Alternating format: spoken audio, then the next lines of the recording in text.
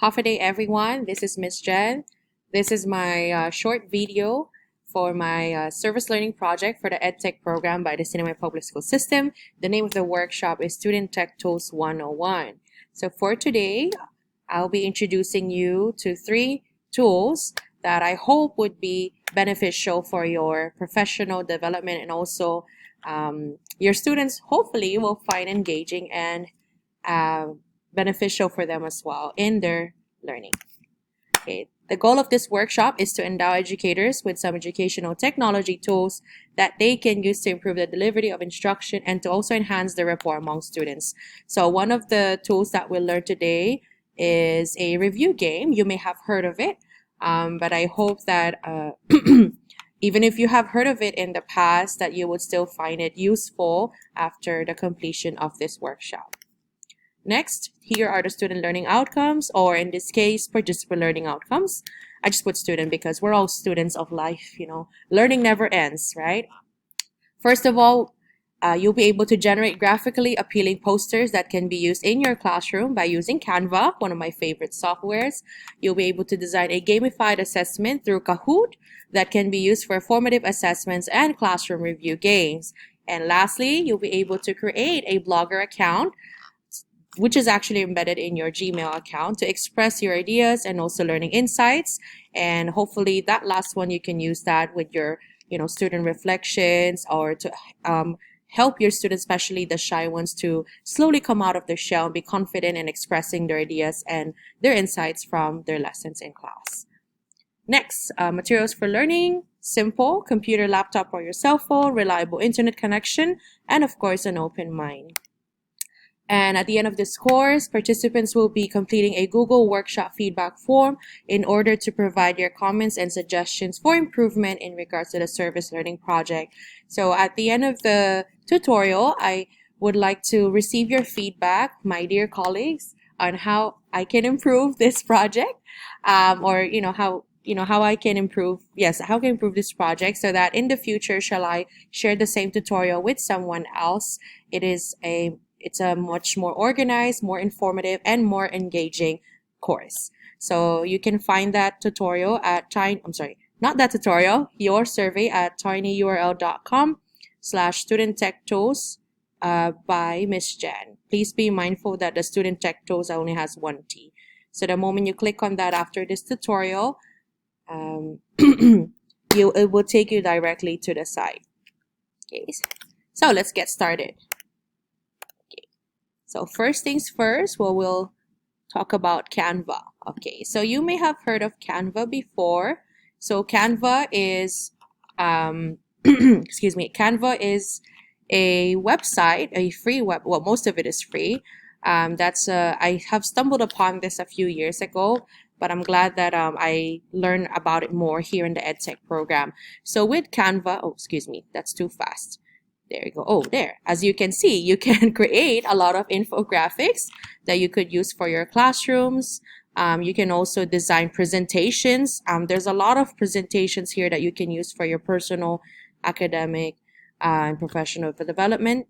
But for today, we'll be working on one example, so that it's going to be a quick one, so that you could use that in your classroom as well. So as you can see here, I have recent designs. I've used Canva a lot for my classroom, and also for Interact, the club that I advise. I'm pretty sure you all know about Interact, hopefully. Okay, and also for other purposes like church or personal.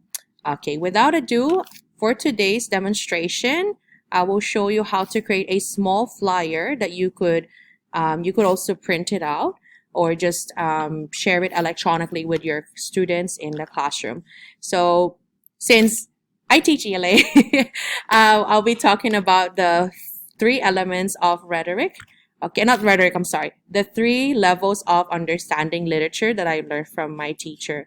So I'm going to use what I've shared in my Prezi presentation for EdTech. Okay, so first things first, hold on, let me go back to that. Okay, so understanding literature. So we will create a small Canva poster. okay, using the information that's found on this Prezi. If any of you would like to have access to this Prezi, I don't mind sharing it. You know, I would like that knowledge to be shared to our students. But anyway, without further ado, moving forward. Okay, first things first, when it comes to understanding literature, the first level is, as you can see here in the iceberg, is we got to talk about the experience. So what is that? So when we go to experience, that's the first level understanding literature. So let's go to the Canva website. Let's look for a template that we can use for the flyer. Okay. So you could type education flyers or educational flyers. Use keywords. You may also find some templates that you may not like at all, so you can start from scratch, or you can look for another template from another field like medicine or arts or business, and then tailor it to your classroom. So just to keep things simple, hold on, let me see. There are also some templates here for ELA and other subjects: English, language, arts. Okay. So most of the templates here are free. Some, however, may need upgrading. So as you can see, it says paid. So let's look for something that's free. Okay. I think I'm thinking too hard on this one. Normally I can find a flyer that just I can work on right from the start. Classroom, poster. Okay, since we're gonna work on a poster. Let's see, something dealing with literature. Okay, you can also add, delete images for your poster. So you don't have you're not confined to what's available on that flyer. You can use other elements that you could embed on the poster. Let's see, just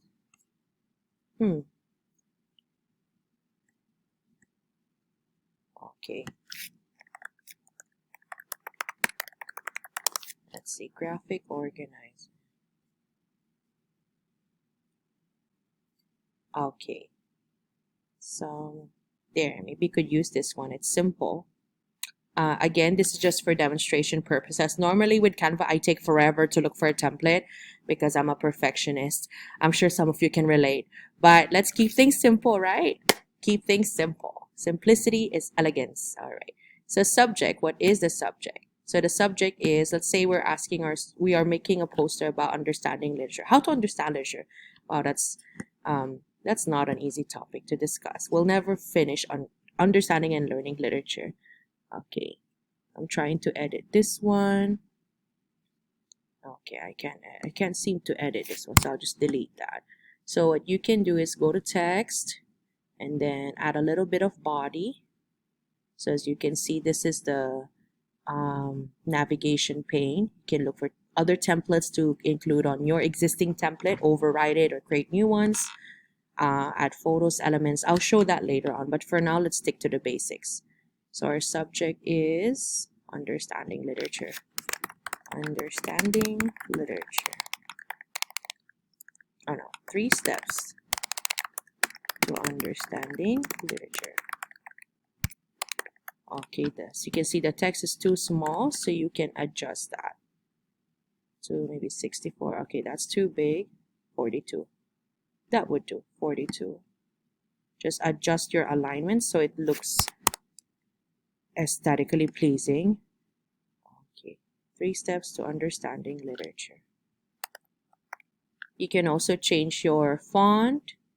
Okay, you can look for Open Sans fonts or calligraphy.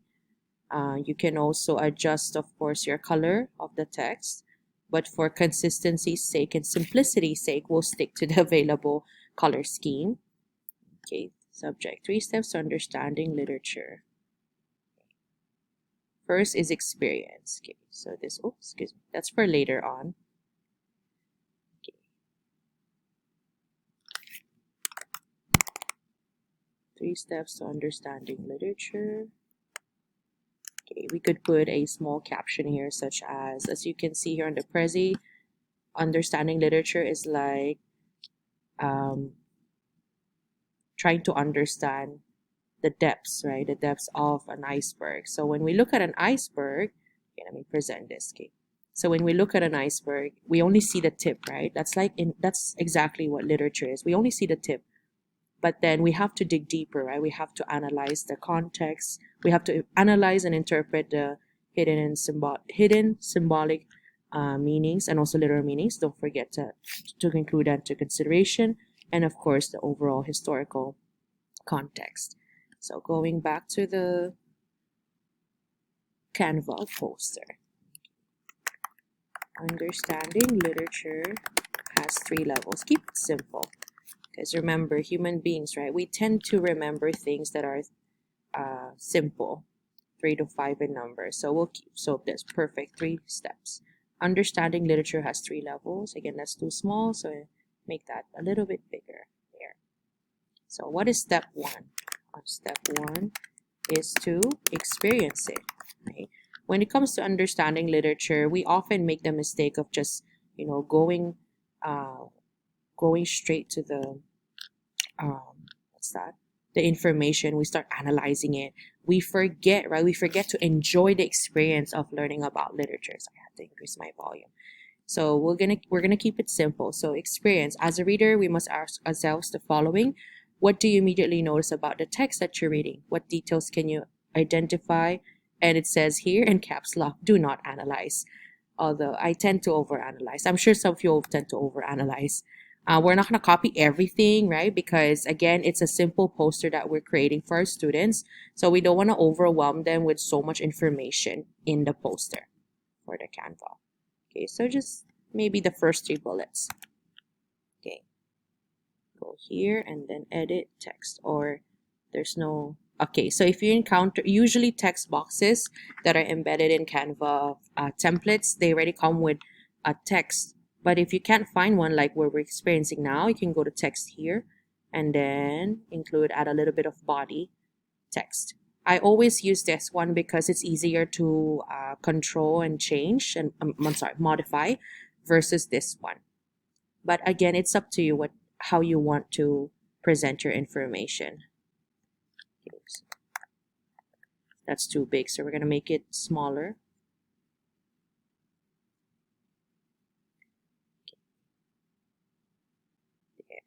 What do you immediately notice about the text? What details can you identify? And do not analyze. Since we emphasize that, we're going to emphasize it more. Do not analyze. Okay, next we have, what is step 2? Step 2 is, no, not that one. It is the analysis and interpretation.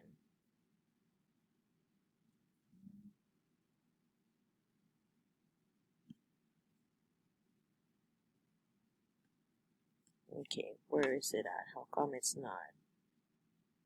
Okay, sorry. Oops, sorry, I'm encountering a technical difficulty here. Okay, let me just present it from the beginning. Okay, so analysis. There, analysis, right, from the Greek word analysis, it means to break down. So this is the time where we teach our students how to annotate and identify and explain the usage of literary terms. Again, we are creating a flyer, so we have to keep the text simple. So just to retain the formatting on your Canva poster, what you can do with this text box is just copy it and then go over here, then paste it, and then just drag it over here. So in analyzing literature, what do we want our students to work on? Okay, so there are several key points. First, that's already obvious. It's time to break down.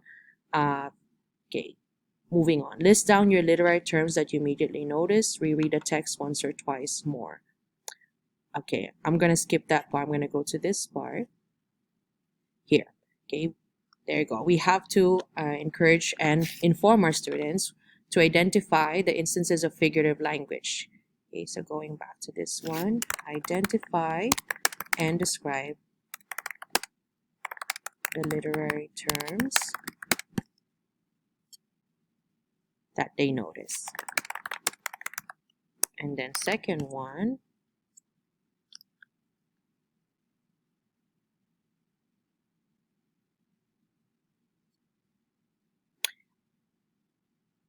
we must also question the text, right? Take notes on the side, as you can see on the example. of a separate document while reading the text.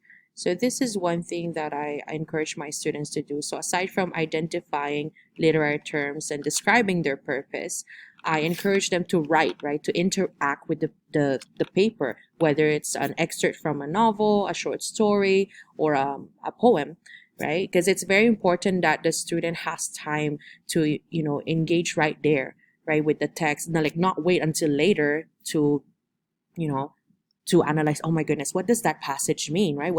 That passage sounds symbolic, but I don't know what it means, because they have to go back again and then look at their notes. So I encourage my students to annotate, right? To annotate and ask questions right there on the spot while they're reading the text, so that they could, they could immediately begin to dive deeper into the text. Annotate and ask questions. And I forgot to mention that step 2 is two-part. It's analysis and interpretation.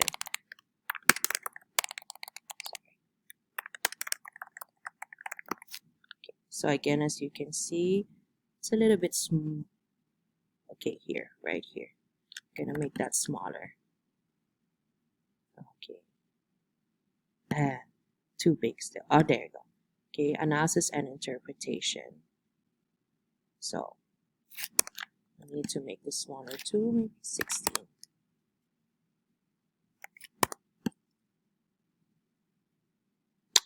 Next one, start thinking about the purpose and theme. What is the universal message of the story?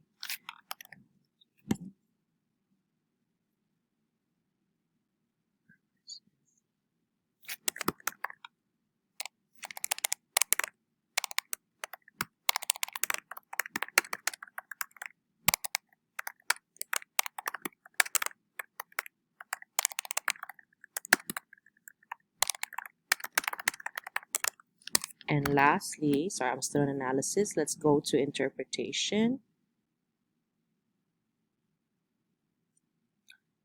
It says here, reread your notes and annotation, respond as much as possible to what is obvious. Right here, the third one, respond to hidden meanings of the literal and figurative language. So we need to inform our students that they need to look for the connotation and denotation of the words. So oftentimes we go straight to the connotation, right? We look for the ambiguous meanings in the literary terms found in the text, but we forget to pay attention to the literal ones as well. So we have to encourage our students to use both, to identify and describe both the connotation and denotation of the words that the author uses in the text. So it says here, think about how the author intended the work to be understood without your own input, bias, and insight. That's one of the things that I remember my professor, I'll never forget him. This is one of the key points on how to interpret literature. It's you have to think about the intended purpose of the author. Sometimes it's already there, right? Especially like if it's a book, it's at the preface or a commentary, but sometimes you have to be the one to identify and figure that out as a reader. So again, we'll pick one of these bullet points. Sorry, I couldn't use bullet points for some reason for my Prezi, so I just use hyphens or dashes. So respond to hidden meanings of the literal and figurative language of the text. We'll keep that simple. Identify and describe I misspelled that. Instances of denotation and connotation. Okay, this is a little bit small, so we're gonna make there a little. Okay, now that's too small. All right. Okay, and lastly, step 3 is evaluation and context.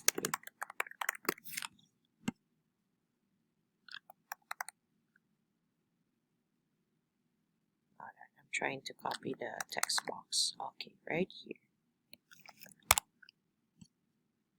So now we go to context, which is also evaluation. Okay. So when we are understanding and when we are learning about literature, we also have to take into consideration the historical context of when this work was published and what inspired the author or the poet, in coming up with this particular masterpiece. So we have in understanding evaluation context, we must ask ourselves, when was this work published? When do you think the author? Why do you think the author? Why do you think the author wrote this piece? I'm sorry, that's a grammatical error. And lastly, was it intended to be a social commentary? Yes or no? Please explain. What life experiences has the author undergone that influenced their writing? Okay, so this is explained in further detail on this bubble, but we're not gonna go there. Okay, so for evaluation and context, just right here, we can pick the first three. So we have to encourage our students to identify. Okay, I lost my text box again. I'm sorry about that. Right here. That's my news notification.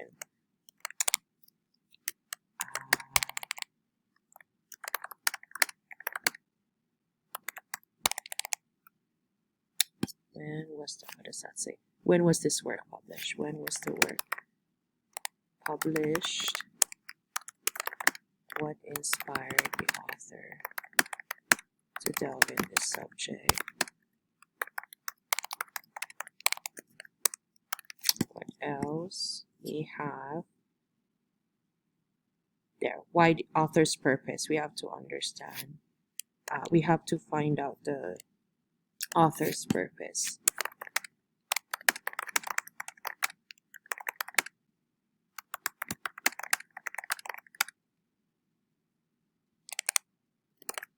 And lastly, what is the significance of its historical context? What is its significance?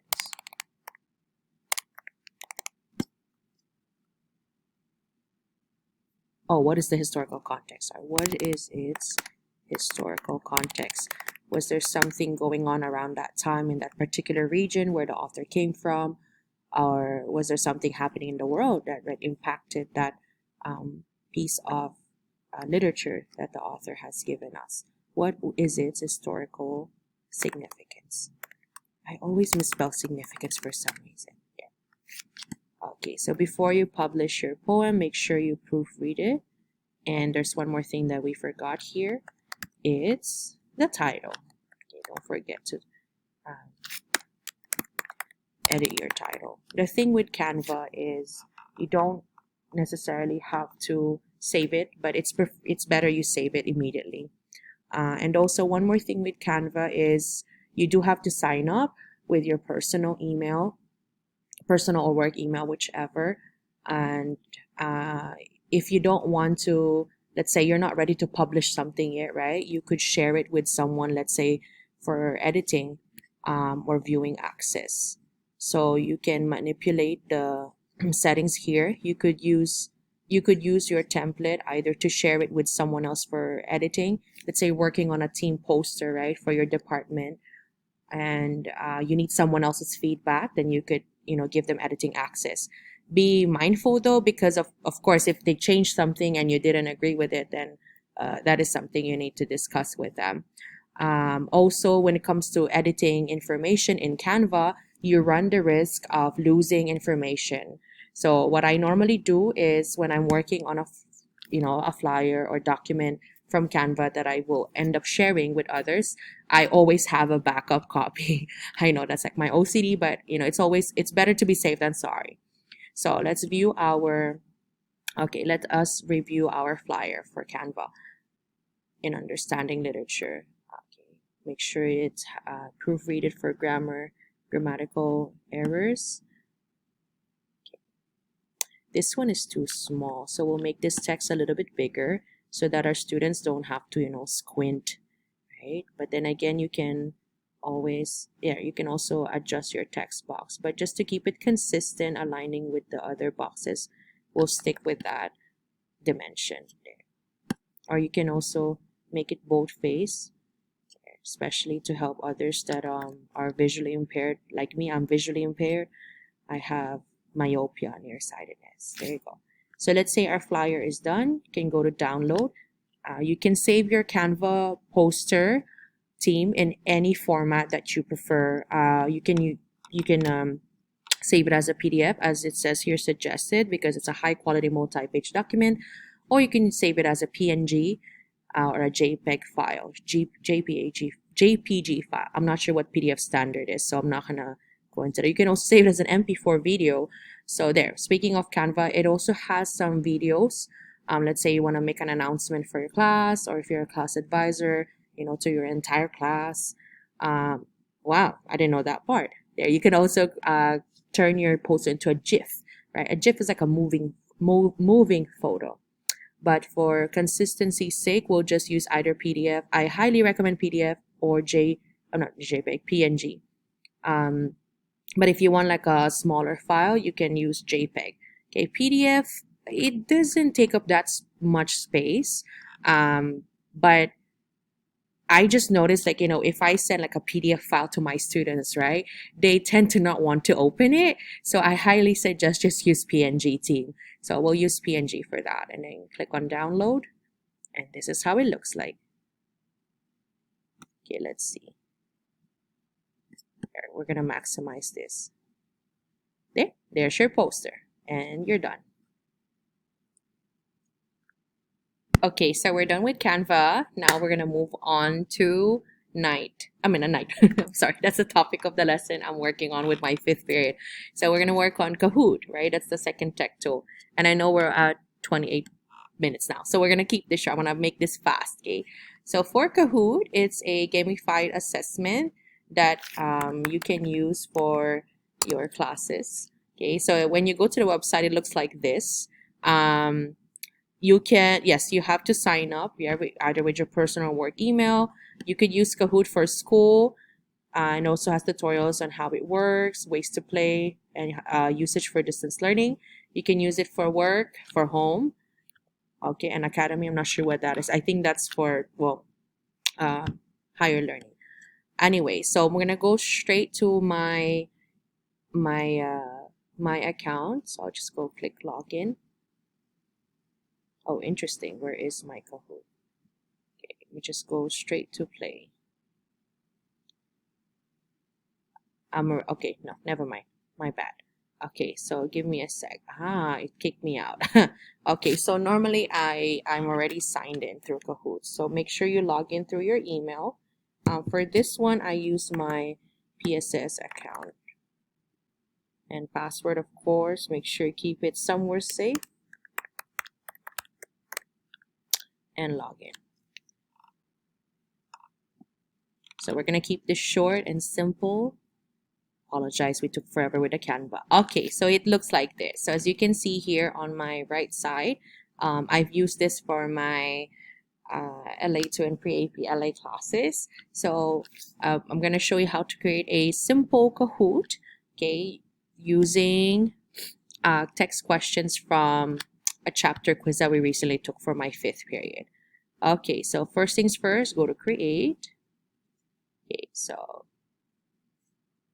you can use templates. Okay, for me, I just use the simple one. So go to create, and then start typing your question. So type your, okay, first you have to put your title. So what is this about? Say night review game. Oh, that's it, night review game. You can change, it automatically saves under your My Kahoots, and you can add an image there. Okay, so start typing your question. So first question is, we're just gonna add 3 questions. Okay, 3 or 5 questions. I'm gonna put it here. On which part of Elie Wiesel's, oh, by the way, the novel Night is written by World War II and Holocaust survivor Elie Wiesel. So this is his memoir that we've been reading in my 5th period, my credit recovery class for this semester. Or shall I say the last 2 months, because our credit recovery started late. So there, on which part of Elie Wiesel's house did his father bury their financial savings? Financial savings, that's very redundant. Just put savings, because savings is already financial. So there, see, grammatical error. So question, so where did his father bury? Either was it the cellar, the attic, the foyer, or the garden? So the attic, foyer, wow, and the garden. Okay, you can also add photos to your question. So I'm gonna put mm, World War II houses. Okay, so just just to make it relevant, I normally go to tools, look for large high resolution images, and then of course don't forget your Creative Commons license. Wow. Okay, we'll just use one, maybe this one. Okay, now that looks so depressing. We'll choose a less depressing picture. So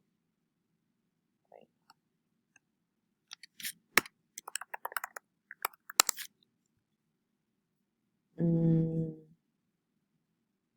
oh my goodness, just look for a house. Okay, so just save that. Okay, it's loading, and save it as there. All right, so when you go to your Kahoot, I'm gonna exit that. You can add media, upload image, go to Holland, right there. On which part of Elie Wiesel's house did his father bury their savings?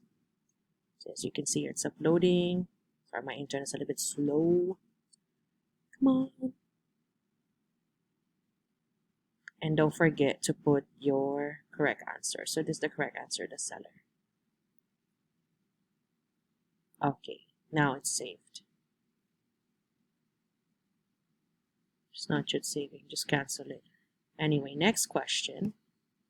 You can use either any of these templates.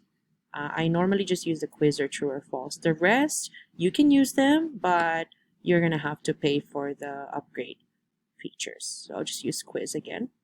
Next question is,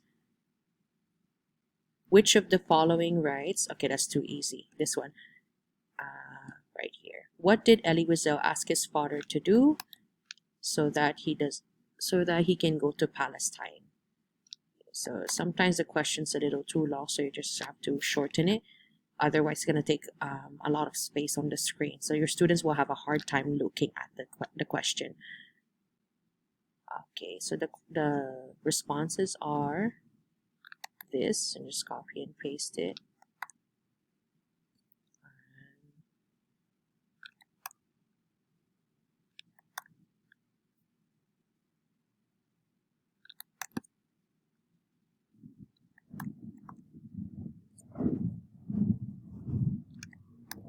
Sorry about that. I'm in school, so there's an airplane flying over me. Okay, what did Elie Wiesel ask his father to do in case he goes to Palestine or Israel? He asked his father, right here, the color blue. He asked his father to sell their business so that he can start a new life in Palestine. Okay, and one more question. The last question would be right here. Which was the name? Which was the name? That doesn't sound correct. What is the name? There you go. What is the name? What was the name of the street that Elie Wiesel and his family lived in while in the ghetto set up in Siget in Transylvania? Was it wolf, falcon, serpent, or eagle? So type wolf, falcon, serpent, serpent, and eagle. The name of the street is Serpent. Okay, so let's say you are done with your quiz questions.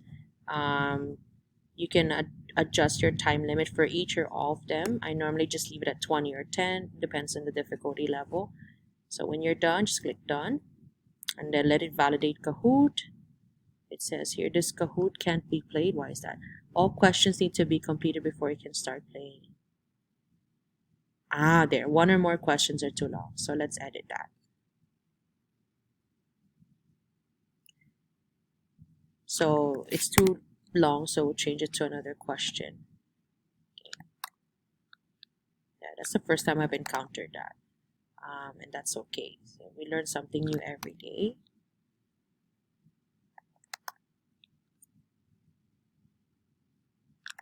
So on the seventh day of which holiday did the Germans arrest the leaders of the Jewish community? Again, these are historical events that happened during World War II and during the life of Elie Wiesel when he was a young teenager. Yom HaZikaron or Memorial Day. Oh, speaking of Memorial Day. Okay, it happened during the Pesach, the Passover. Okay, let's wait for it to be validated. Again. Oh, correct answer, not. Oh, I did. There. Okay. And it's done. So now you can play it. Okay, you can share with others or play it now. So when you play it, you can click on that. You can either teach it to your students as in the typical way of playing a game. So play a live game together with your learners over video or in class, or you can assign it as a challenge. They can play it at their own pace. So you have two choices with Kahoot. And this one thing I love about it. You can moderate it while you're in class, or you can be the, you can just assign it to your students. Hey, look at this a review game. You can watch it at your own time, answer your questions at your own time, at your own, wherever. But for me, I normally just, have it in class because it's more engaging, especially now we're face-to-face, the students can see one another. So click on teach, and then it will look like this. There. So how would you want it to be set up? Would you like it to be individual or team? I usually just click on classic. So I play classic. So it's going to look like this. When the moment you click on that, it says get ready to join. It will give you a pin. So for example, there, I'm going to play through my phone. By the way, that's the soundtrack. So I'm going to go to my phone. I'm going to type kahoot.com. You can also play this on your own. And then Kahoot.com. So you have to enter your PIN when you are on your phone or another device. So the PIN for this would be 5706295 and enter. And then you're going to put your name. So my name is Miss Jen. And then click go. There. So there. And then you can start the game. And then on your phone or your device, you're going to see the question first. And then you're going to see the selection. So on your phone, you're gonna see the question but not the responses. You're only gonna see colors. So the correct answer for this is seller. So I'll click on red. See there. And when you click show media, okay, what's going on there? Ah, never mind. Sorry, I thought it was the leaderboard. Okay, click on next, and then we'll tell you who's leading in the next in the game. The next we have, on the 7th day of which holiday did the Germans arrest the leaders of the Jewish community? And again, you're going to see 4 tiles with 4 different colors and shapes on your phone or device. So I'm going to click on my response here.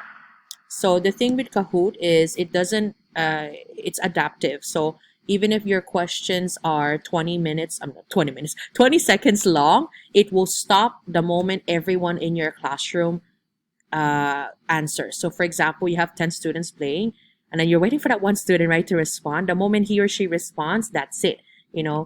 Game over for this particular question. You can move on to the next one. So the thing with Kahoot is also measuring your not just your accuracy but your speed. So even if you got the right answer but someone else beat you because you're slow, then they will get a higher score than you. And lastly, next. What was the name of the street that Elie Wiesel and his family lived in while in the ghetto in Szeged? And the answer to that is Serpent. And then at the end, it will look like this.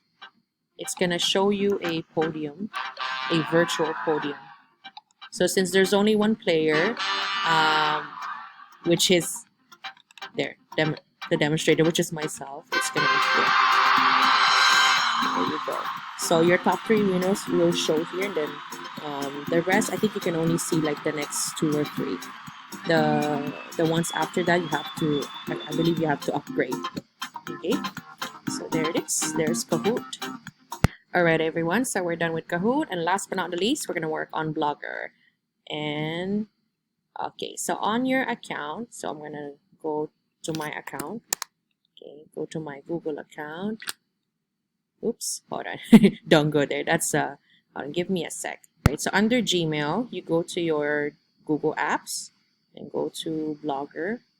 Where's Blogger? Blogger. Okay, it's not showing here for some reason. Oh, okay, never mind. I'm going to use my other account. Maybe it will show there. Okay, I'm already in Blogger. It's not showing here. So if it's not showing, just click on blogger.com and we'll take you directly to the Blogger, which is embedded in your PSS or your personal account, in your Gmail account. Okay, as you can see here, I have a few blog posts from before, but I'll show you how to create a new one. So you have to go to so on your Google Drive, you look for Blogger, or just type blogger.com. Go to this little arrow here on the left, click on that, and click New Blog. Otherwise, you're gonna have to create posts under this blog. So I already have a blog. It looks like this. This is for my farewell to Manzanar, if I'm not mistaken. Yeah, this was for my classes in first semester. So I demonstrate to my students how to create a Blogger post. Okay, we're gonna create a new one. So new blog. Okay, what would you entitle your name to be? So for this blog, we're gonna work on reading comprehension questions. So excuse me, instead of asking my students, let's say, to respond to a objective multiple choice true or false question, I'll have them create a blog, right, to demonstrate their learning.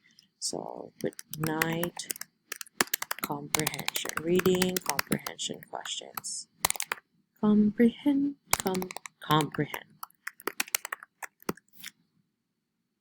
Next. And then what would your address be? Again, keep it simple. So you do something that your teacher or your peers or someone you shared with, that use something simple that they could remember it by. So good night reflections by Miss Camacho. Okay, there, keep it simple. .blogspot.com, click save.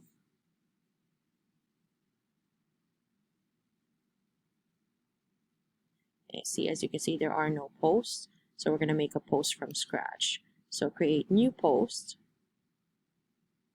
and then let me just maximize the window. Okay, to make it smaller. So what would your first post be? So let's say you're asking your students, okay, I want you to demonstrate what you've learned from the novel reading. Let me just pull up my questions from my Google Drive. You can create your own questions or use what you have from your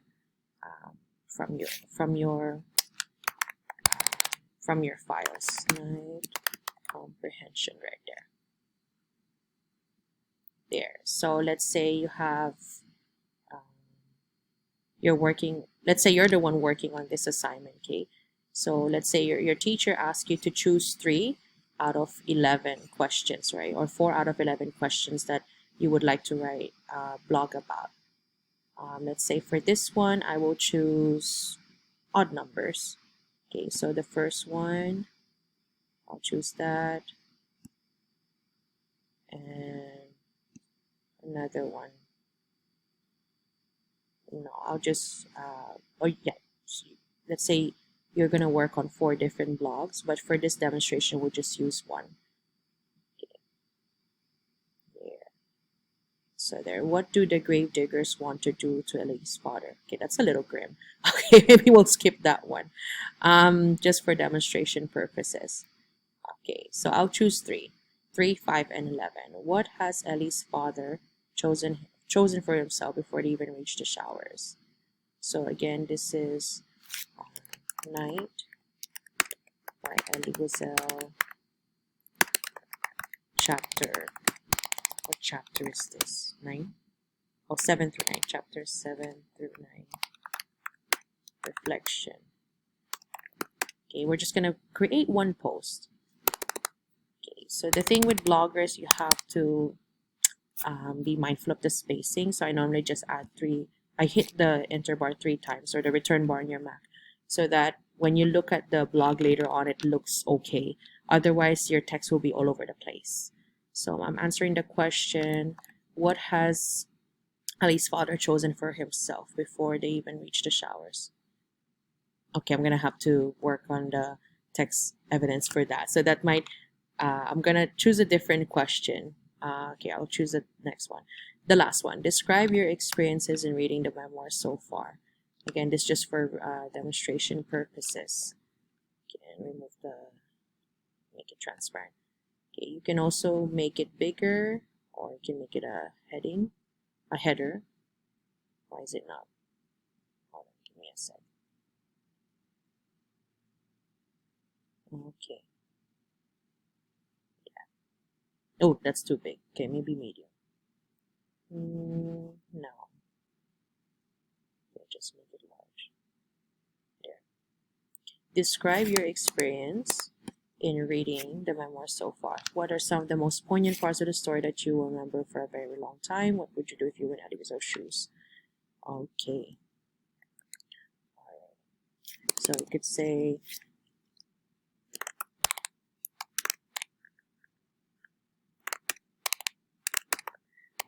write something simple and say, so how describe your experience in reading the memoir so far. So as a reader, I found the memoir to be emotionally heavy. Some parts were just hard to read because, you know, it's like you're right there with Elie Wiesel as a kid, and you're like, oh my gosh, you're watching the atrocities of, you know, the Nazi Germans that they've done to not just the Jews but other ethnic groups. It's horrific, right? So let's say, I don't know. So keep it simple. Okay, that's too small. So let's increase our font size to medium. I found a memoir. I found a memoir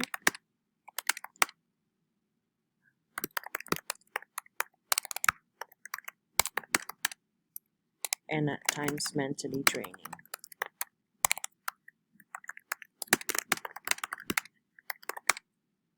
I have read about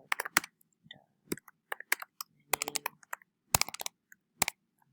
horrific, horrible, I'm sorry, not horrific, horrible experiences that Elie, his family, and other prisoners experience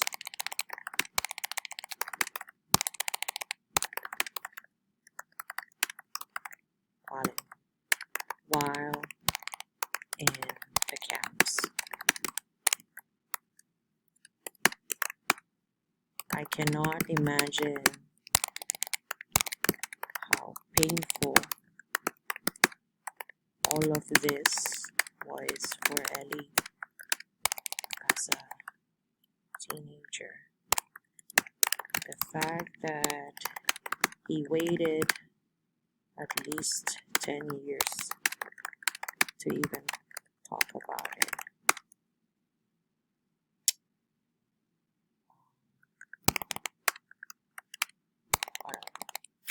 Okay.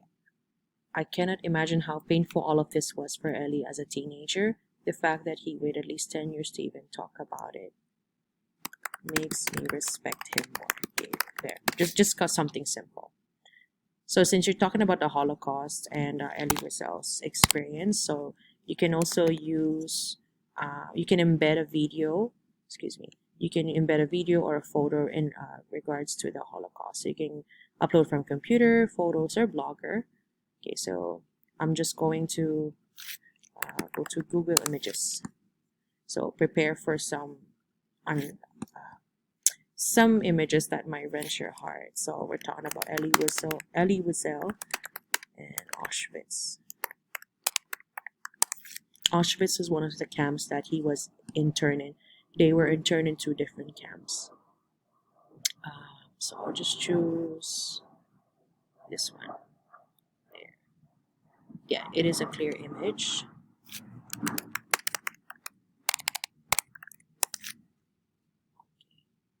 Now go to your post. can go to edit. Now go to the picture icon here, upload from computer, and then where is it at? Choose file. That's it. Since we're talking about Elie Wiesel, so we have to find an irrelevant image for our Blogger post. You can also manipulate the size. You can orient it as in center, right align, left align, or justify. I normally just use center because I find it more visually appealing as a reader, and it engages your audience immediately. Okay, so let's say you're done for this one post. Check. Okay, before you can preview or publish it. So you can preview, and then it should look like this.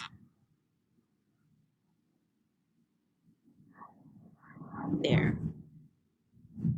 So this is your blog, and your first post looks like this. So it shows you the time in which you've posted it, which is today. You can also have others comment on your post. So let's say you're ready to publish this one post. Go ahead and publish it, and then confirm. And the thing I love about Blogger team is that you can go back to your post and then update it. So when you update it, whatever you shared in your blog, it will be updated. So it's not like static, you can't change it forever. Like you can, right? That's the thing about Blogger. You can always edit your post. You can even, of course, take down your post. And as you can see here, you can look at the comment count or how many people have viewed your post. Okay. And all right, just here, if you go to view blog, it will take you directly to your site. So since there's only one blog and one post, it will take you directly to that one article. Normally it will your Blogger post will look like this. So let me go to my other blog. Okay, I'm gonna take you to my other blog that I've shared with my students. So it looks like this. This is the first one, and then it tells you it shows you your other blogs that you've made. How the one disadvantage of Blogger is that it can't organize it you cannot organize it in chronological order. So you have to make sure that your blogs that you post in Blogger are in sequence. Okay, and if you go down, I'm trying to go down here. It's gonna give you shortcuts to your past post. There. Okay. And that's it, everyone. Thank you once again for your time in learning about student tech tools. So for today, we've learned about Canva, Kahoot, and Blogger. Thank you again, team, for your time. I know it's a long video. I'm so sorry. I tried to cut it, but it's too long. But again, I hope that you find it informational and helpful. And one more thing, please don't forget to provide your feedback through this TinyURL link. It's Student Tech Tools by Miss Jen. Again, Student Tech, only one T. When you click on that, it takes you directly to this site. Okay, so please provide your feedback. Be honest. I would appreciate your responses. And that's it. Thank you, everyone, for your time, and have a great day.